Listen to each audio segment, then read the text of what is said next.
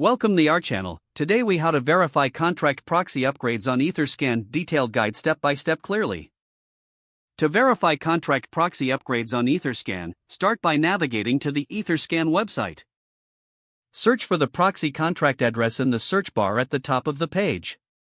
Once on the contracts page, you will see various details about the contract. Locate and click on the Contract tab. In the Contract section, check for the Read Contract and Write Contract functionalities.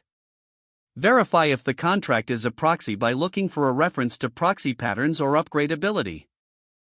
Next, find the implementation address linked to the proxy. This address is usually displayed under the storage or proxy details. Copy the implementation address for further use. Now, paste the implementation address into the search bar on Etherscan. This will take you to the Implementation Contracts Details page. On this page, click on the Contract tab to see the implementation details. Verify whether the implementation contract is verified by looking for a green checkmark.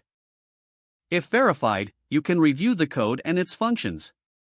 Next, check the contract creation date for any recent updates.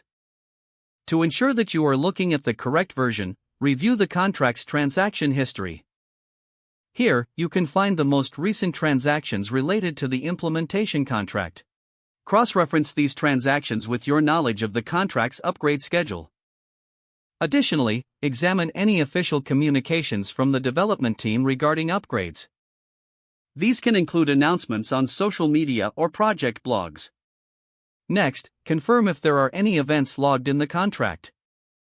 Events can provide insights into interactions with the upgraded contract. Finally, document your findings to keep track of the upgrade history. This will help maintain an understanding of the proxy's functionality and changes over time. If the page does not load, refresh the browser or try again in a private or incognito window. Make sure you are using the correct email address, then retype it carefully to avoid small typos. If your password is not accepted, use the reset option and create a new strong password you can remember. Check your spam folder for verification or security emails, then complete any requested confirmation steps. Don't forget to like this video and subscribe to our channel for more step-by-step tech guides.